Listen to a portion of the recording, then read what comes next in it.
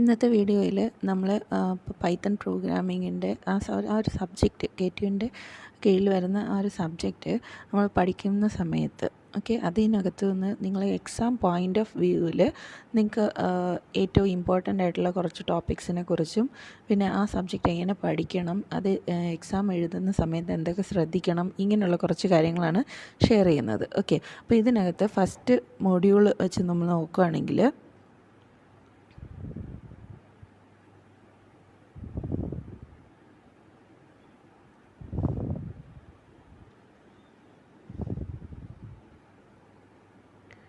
First മോഡ്യൂളിനകത്ത് നിങ്ങൾ മെയിനായിട്ട് cover ചെയ്യേണ്ടത് എന്താണെന്ന് വെച്ച് കഴിഞ്ഞാൽ പൈത്തൺ പ്രോഗ്രാമിങ്ങിനകത്ത് നമുക്ക് ബേസിക് ആയിട്ടുള്ള കുറച്ച് കാര്യങ്ങൾ, ഏതൊരു പ്രോഗ്രാമിംഗ് ലാംഗ്വേജ് എടുത്താലും അതിനകത്ത് കുറേ ബേസിക് ആയിട്ടുള്ള കുറേ കാര്യങ്ങളുണ്ട്. അതായത് അതിൻ്റെ ഡേറ്റ ടൈപ്സ്, ക്യാരക്ടർ സെറ്റ്, അതിനകത്ത് യൂസ് ചെയ്യുന്ന ഓപ്പറേറ്റേഴ്സ്, അപ്പോൾ അതിനകത്ത് എക്സ്പ്രഷൻസ് എങ്ങനെയായിരിക്കും വർക്ക് ചെയ്യുന്നത്, ഇങ്ങനെയുള്ള കുറേ കാര്യങ്ങളൊക്കെ അതിനകത്ത് ബേസിക് ആയിട്ടുണ്ട്. അപ്പോൾ അതെല്ലാം തന്നെ ക്ലിയർ ആയിട്ട് നിങ്ങൾ അറിഞ്ഞിരിക്കണം. അപ്പോൾ പൈത്തണിനെ സംബന്ധിച്ചിടത്തോളം അതിനകത്തുള്ള ഡേറ്റ ടൈപ്സ് എന്ന് പറയുന്നത് ഇൻറ്റ് ഫ്ലോട്ടും ആണ് മെയിനായിട്ട് വരുന്നത്. പിന്നെ ഒരു ഡേറ്റ ടൈപ്പ് ഉള്ളതാണ് സ്ട്രിങ് എന്ന് പറയുന്നത്. അപ്പോൾ അതെല്ലാം അറിഞ്ഞിരിക്കണം. പിന്നെ ഓപ്പറേറ്റേഴ്സായിട്ട് നമ്മൾ യൂസ് ചെയ്യുന്നത് അരിത്തമെറ്റിക്, ലോജിക്കൽ, റിലേഷണൽ, ഇതെല്ലാം തന്നെ ഏതൊക്കെയാണുള്ളതെന്നുള്ളത് കൃത്യമായിട്ട് അറിഞ്ഞിരിക്കുക. ഓരോ എക്സ്പ്രഷൻസ് കൊടുത്താൽ അതെങ്ങനെയാണ് അതിൻ്റെ ഇവാലുവേഷൻ റിസൾട്ട് വരുന്നതെന്നുള്ളതും അറിഞ്ഞിരിക്കണം.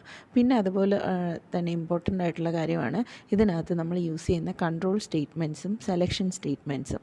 അപ്പം സെലക്ഷൻ സ്റ്റേറ്റ്മെൻറ്റ്സ് എന്ന് പറയുമ്പോൾ നമ്മൾ ഇഫ് ആണ് നോർമലി യൂസ് ചെയ്യുന്നത്. ആ ഇഫിന് തന്നെ നമുക്ക് ഇതിനകത്ത് പല സ്ട്രക്ചേഴ്സ് ഉണ്ട്. ഇപ്പോൾ ഈ സിമ്പിൾ ഇഫായിട്ട് യൂസ് ചെയ്യും, ഇഫ് എൽസ് ആയിട്ട് യൂസ് ചെയ്യും, ഇഫ് എൽഇഫ് എന്ന് പറയുന്ന ഒരു സ്ട്രക്ചറുണ്ട്. അപ്പോൾ ഇതെല്ലാം കൃത്യമായിട്ട് എങ്ങനെയൊക്കെയാണ്, അതിൻ്റെ സിൻടാക്സ് എങ്ങനെയാണ്, അതിനൊരു എക്സാമ്പിൾ പ്രോഗ്രാം എങ്ങനെയാണ്, ഇങ്ങനെയുള്ള രീതിയിലെല്ലാം കറക്റ്റായിട്ട് അറിഞ്ഞിരിക്കണം. പിന്നെ സ്വിച്ചിനെ കുറിച്ചുള്ളത് അറിഞ്ഞിരിക്കണം. അപ്പോൾ അതാണ് സെലക്ഷൻ സ്റ്റേറ്റ്മെൻറ്റ്സിൽ വരുന്നത്.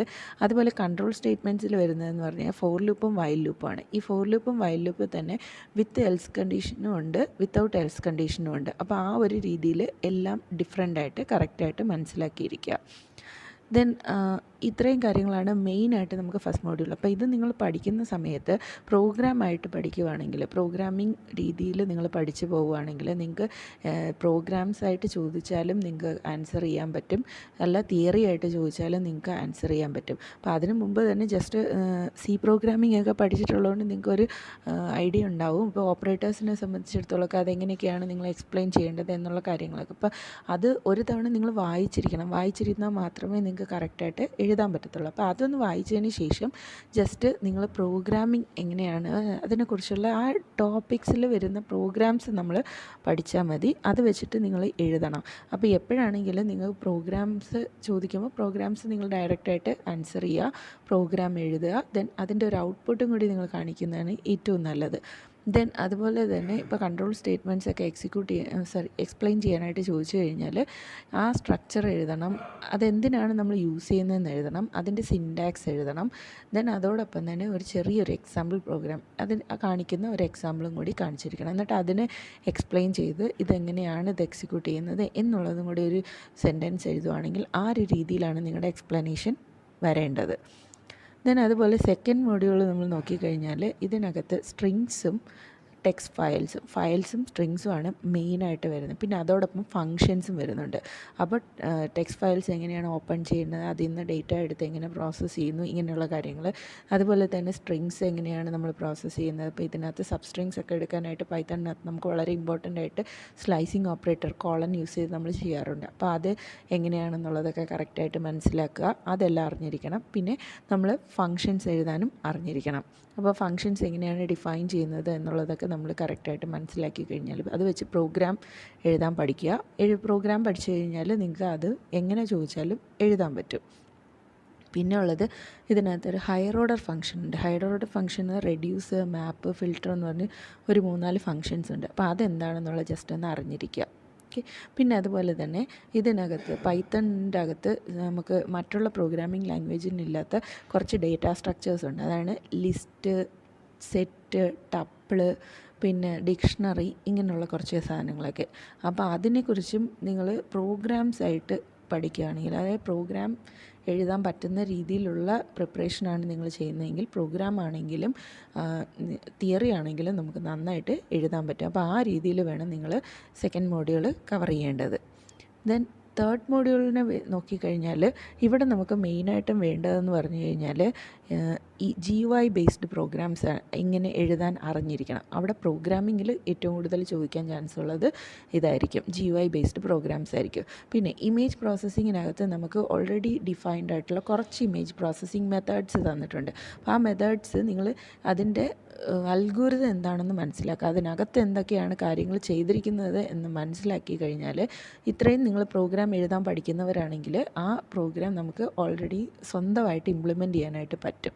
അപ്പോൾ ആ ഒരു രീതിയിൽ നിങ്ങൾ പഠിക്കണം എന്നുള്ളതാണ് ഞാൻ പറയുന്നത് തേർഡ് മോഡ്യൂളിൽ. ഓക്കെ. ദെൻ ഫോർത്ത് മോഡ്യൂൾ നോക്കിക്കഴിഞ്ഞാൽ ക്ലാസ്സും ഒബ്ജക്ട്സും ഒക്കെ എഴുതുന്ന, ക്ലാസ്, ഒബ്ജക്റ്റ്, കൺസ്ട്രക്ട്, അതെല്ലാം ക്ലാസ്സിനകത്ത് ചേർന്ന് ഒബ്ജക്റ്റ് ഓറിയൻറ്റഡ് പ്രോഗ്രാമിംഗ് ആണ് അതിനകത്ത് വരുന്നത്.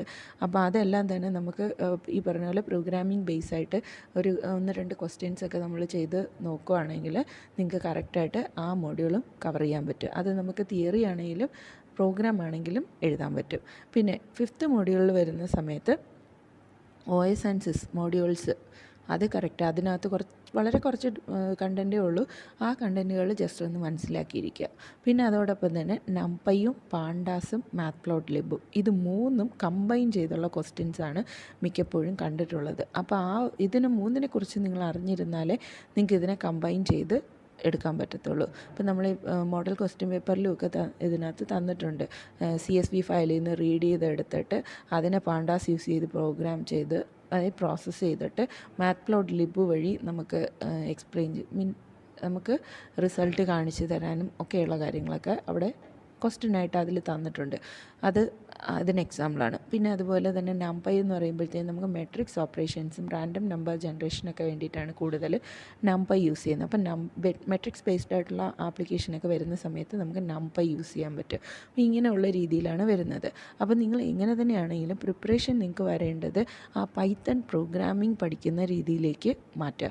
അങ്ങനെയാണെങ്കിൽ നമുക്ക് തിയറിയും എഴുതാൻ പറ്റും, അതുപോലെ തന്നെ ചോദിക്കുന്ന പ്രോഗ്രാംസും എഴുതാൻ പറ്റും. അതാണ് മെയിൻ അഡ്വാൻറ്റേജ് എന്ന് പറയുന്നത്. ഇനി അതോടൊപ്പം നിങ്ങൾ ശ്രദ്ധിക്കേണ്ട, യൂണിവേഴ്സിറ്റി എക്സാം എഴുതുമ്പോൾ ശ്രദ്ധിക്കേണ്ട കുറച്ച് കാര്യങ്ങളെന്ന് പറഞ്ഞു കഴിഞ്ഞാൽ, ഒരു കാര്യം മെയിനായിട്ട് നിങ്ങൾ ഓർക്കേണ്ടത്, മറ്റുള്ള പ്രോഗ്രാമിംഗ് ലാംഗ്വേജസ്, അതായത് നിങ്ങൾ പഠിച്ച C ആയാലും ജാവ ആയാലും അതിനകത്തെല്ലാം തന്നെ നമ്മൾ ബ്ലോക്സിനെ ഡിഫൈൻ ചെയ്യുന്നതിന് വേണ്ടിയിട്ട് കേർലി ബ്രേസസ് യൂസ് ചെയ്തിട്ടുണ്ട്. അപ്പോൾ ആ കേർലി ബ്രേസസ് ഉള്ളത് കൊണ്ട് അത് വെച്ചിട്ടാണ് ഓരോ ഗ്രൂപ്പ് ഓഫ് സ്റ്റേറ്റ്മെൻറ്റ്സിനെ കമ്പൈലർ ഐഡൻറ്റിഫൈ ചെയ്യുന്നത്. അതേസമയം പൈത്തൺ ഇൻ്റർപ്രെറ്ററിനകത്ത് നമുക്ക് അങ്ങനെ ഒരു ഐഡൻറ്റിഫിക്കേഷൻ ഇല്ല. പകരം എന്താണ്, നമുക്ക് ഇൻഡൻറ്റേഷനാണ് വരുന്നത്, അല്ലേ? അപ്പോൾ അതുകൊണ്ട് തന്നെ പ്രോപ്പറായിട്ടുള്ള ഇൻഡൻറ്റേഷൻ ഉണ്ടാവാനായിട്ട് പ്രത്യേകം ശ്രദ്ധിക്കുക. ആ ഇൻഡൻറ്റേഷനിൽ എന്തെങ്കിലും വ്യത്യാസം വന്നു കഴിഞ്ഞാൽ നിങ്ങൾ എഴുതുന്ന പ്രോഗ്രാം കംപ്ലീറ്റ്ലി മിസ്റ്റേക്കാണ്. ഓക്കെ. അപ്പോൾ അങ്ങനെ നോക്കി വരുമ്പോഴത്തെ സമയത്ത് ചിലപ്പം അതിനകത്ത് മാർക്ക് ഇടാതിരിക്കാം. ഈ 2 രീതിയിലും വരാനുള്ള ചാൻസ് ഉണ്ട്. അപ്പോൾ അത് വരുത്തരുത്. അതുകൊണ്ട് പ്രോപ്പർ ഇൻഡൻറ്റേഷനിൽ തന്നെ പ്രോഗ്രാംസ് എഴുതാനായിട്ട് പ്രത്യേകം ശ്രദ്ധിക്കുക. അതുപോലെ ആവശ്യമില്ലാതെ കേർലി ബ്രേസസ് ഒന്നും ഇട്ട് വെക്കാതിരിക്കാനും ശ്രദ്ധിക്കുക. ഇതൊക്കെ പെട്ടെന്ന് നോക്കുന്നവർക്ക് ക്യാച്ച് ചെയ്യുന്ന കാര്യങ്ങളാണ് ഈ പറയുന്നത്.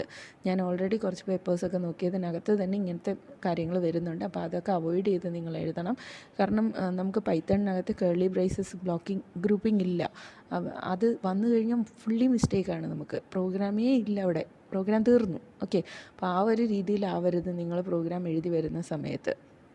പിന്നെ അതുപോലെ GUI ബേസ്ഡ് പ്രോഗ്രാംസോ അല്ലെങ്കിൽ ടർട്ടിൽ നിന്നുള്ള പ്രോഗ്രാംസോ ഒക്കെ നമ്മൾ എഴുതുവാണെങ്കിൽ അത് നിങ്ങൾ പ്രോഗ്രാം എഴുതുന്നതിനോടൊപ്പം തന്നെ അതിൻ്റെ GUI നിങ്ങളൊന്ന് ഡിസൈൻ ചെയ്ത് വരച്ച് വെക്കുക. അതായത് നമുക്കിപ്പം ക്വസ്റ്റ്യനിൽ തന്നിട്ടുണ്ടായിരിക്കും ബട്ടൺ വെക്കണം, ടെക്സ്റ്റ് ബോക്സ് വെക്കണം, ഇങ്ങനെയുള്ള കാര്യങ്ങളൊക്കെ പറഞ്ഞിട്ടുണ്ടായിരിക്കും. അപ്പോൾ അത് നിങ്ങൾ എങ്ങനെയാണ് ഓർഗനൈസ് ചെയ്തിരിക്കുന്നത് എന്നുള്ള ആ ഒരു ലേ ഔട്ട് ജസ്റ്റ് ഒന്ന് വരച്ച് വെക്കുക. ആ വരച്ച് വെച്ചിരിക്കുന്നത് വെച്ചിട്ട് നമ്മൾ കോഡ് നോക്കുമ്പോൾ, വാല്യൂറ്റർ കോഡ് നോക്കുന്ന സമയത്ത് അവർക്ക് ഈസി ആയിട്ട് ഇവാലുവേറ്റ് ചെയ്യാൻ പറ്റും. അപ്പോൾ അതിൻ്റെ അർത്ഥം എന്ന് പറഞ്ഞു കഴിഞ്ഞാൽ നിങ്ങൾക്ക് കൂടുതൽ മാർക്ക് സ്കോർ ചെയ്യാനുള്ള ചാൻസസ് അവിടെ കിട്ടത്തുള്ളൂ. അല്ലെങ്കിൽ കോഡിരുന്ന് കുത്തിയിരുന്ന് നോക്കി കണ്ടുപിടിച്ച് ആ ഒരു രീതിയിലുള്ള ഇവാലുവേഷൻ വേണ്ടി വരും. അതൊന്നും ചിലപ്പോൾ നടന്നൊന്നും വരത്തില്ല. അപ്പോൾ അതുകൊണ്ട് നിങ്ങൾ എഴുതുമ്പോൾ ക്ലിയറായിട്ട് വ്യക്തമായിട്ട് എഴുതുവാണെങ്കിൽ കറക്റ്റായിട്ട് നിങ്ങൾക്ക് മാർക്ക് സ്കോർ ചെയ്യാനുള്ള പ്രൊവിഷൻ ഉണ്ടാകും. അപ്പോൾ ആ ഒരു രീതിയിലായിരിക്കണം നിങ്ങളുടെ എക്സ്പ്ലനേഷൻ കാര്യങ്ങളൊക്കെ വരേണ്ടത്. പിന്നെ അതുപോലെ തന്നെ തിയറി ബേസ്ഡ് ആയിട്ട് ക്വസ്റ്റ്യൻസ് ചോദിക്കുന്ന സമയത്ത് ആ തിയറി ബേസ്ഡ് എഴുതുന്നതിനോടൊപ്പം തന്നെ അതുമായിട്ട് ഇപ്പോൾ ഏതെങ്കിലും ഞാൻ നേരത്തെ പറഞ്ഞതുപോലെ കണ്ടീഷണൽ സ്ട്രക്ചേഴ്സ്, സെലക്ഷൻ സ്റ്റേറ്റ്മെൻറ്റ്സും ഒക്കെ ചിലപ്പോൾ ചോദിക്കാൻ ചാൻസ് ഉണ്ട്. അപ്പോൾ അതൊക്കെ ചോദിച്ചു കഴിഞ്ഞ് കഴിഞ്ഞാൽ എന്താണ്, അതിൻ്റെ സിൻടാക്സ് എഴുതണം, അതിൻ്റെ ഒരു എക്സാമ്പിൾ എഴുതണം, ആ എക്സാമ്പിൾ എങ്ങനെ വർക്ക് ചെയ്യുന്നു എന്നുള്ളത് എഴുതണം. ഓക്കെ, അപ്പോൾ ആ എങ്ങനെ വർക്ക് ചെയ്യുന്നു എന്നുള്ളത് പറയുമ്പോൾ നമ്മൾ അതിൻ്റെ ഔട്ട്പുട്ട് എങ്ങനെയാണെന്നും കൂടി പറയും. അത് ഇത്രയും കാര്യങ്ങൾ ഉൾപ്പെടുത്തി നിങ്ങൾ എഴുതുവാണെങ്കിൽ ഒന്നാമത് നമുക്ക് ആ മാർക്ക് എത്ര മാർക്കിനാണോ ചോദിക്കുന്നത് അത്രയും മാർക്കിനുള്ള എക്സ്പ്ലനേഷൻ നമ്മൾ വരുത്തണം. ഇതിൻ്റെ സ്കീമൊക്കെ വരുമ്പോഴത്തേനും നമുക്ക് അങ്ങനെയാണ് വരുന്നത്. എന്താണ്, എക്സ്പ്ലനേഷൻ ഇത്ര മാർക്ക്, ഇതിൻ്റെ സിൻടാക്സിന് ഇത്ര മാർക്ക്, എക്സാമ്പിൾ പ്രോഗ്രാം എഴുതുന്നതിന് ഇത്ര മാർക്ക്, ഇങ്ങനെയായിരിക്കും നമുക്ക് എപ്പോഴും മാർക്ക് ഡിവിഷനൊക്കെ വരുന്നത്. അപ്പോൾ ആ ഒരു രീതിയിൽ ആയിരിക്കണം നിങ്ങൾ മനസ്സിൽ കണ്ട് ആൻസർ ചെയ്യേണ്ടത്. ഓക്കെ, അപ്പോൾ ഏതൊരു ക്വസ്റ്റ്യൻ എടുത്താലും അതിനെല്ലാം ഡിവിഷൻ ഓഫ് മാർക്സ് ഉണ്ടാവും എന്നുള്ളത് നിങ്ങൾ മനസ്സിൽ കാൽക്കുലേറ്റ് ചെയ്ത് അതനുസരിച്ചുള്ള മാർക്ക് ഡിസ്ട്രിബ്യൂഷൻ വരുന്ന രീതിയിലായിരിക്കണം ക്വസ്റ്റ്യന് ആൻസർ ചെയ്യേണ്ടത്. ഓക്കെ, ഇത്രയും കാര്യങ്ങൾ മെയിനായിട്ട് ശ്രദ്ധിക്കുക. പിന്നെ ക്വസ്റ്റ്യൻ നമ്പർ കറക്റ്റായിട്ട് ഇടാനായിട്ട് ശ്രദ്ധിക്കുക. സബ് ക്വസ്റ്റ്യൻസ് ആണെങ്കിൽ പോലും മെയിൻ ക്വസ്റ്റ്യൻ നമ്പറും സബ് ക്വസ്റ്റ്യൻ നമ്പറും കൂടി ചേർത്തിടാനായിട്ട് ശ്രമിക്കുക ഓരോ തവണയും. ഓക്കെ, പിന്നെ മാക്സിമം നീറ്റായിട്ട് തന്നെ എഴുതാൻ ശ്രമിക്കുക. പ്രോഗ്രാം എഴുതുമ്പോഴത്തേനും മിസ്റ്റേക്സ് വരുന്നുണ്ടെങ്കിൽ പ്രോഗ്രാം ഫുള്ളി വെട്ടിയില്ലെങ്കിലും അത്യാവശ്യം നമുക്ക് മനസ്സിലാക്കാൻ പറ്റുന്ന രീതിയിൽ വേണം എഴുതാനായിട്ട്. ഒന്നിൻ്റെ മുകളിൽ വീണ്ടും എഴുതി വെക്കുകയോ അങ്ങനെയുള്ള രീതിയൊക്കെ അവോയ്ഡ് ചെയ്യുക. മാക്സിമം നീറ്റായിട്ട് എഴുതാനായിട്ട് ശ്രമിക്കുക. ഇത്രയും കാര്യങ്ങളാണ് എനിക്ക് മെയിനായിട്ട് പറയാനുള്ളത്. ഓക്കെ.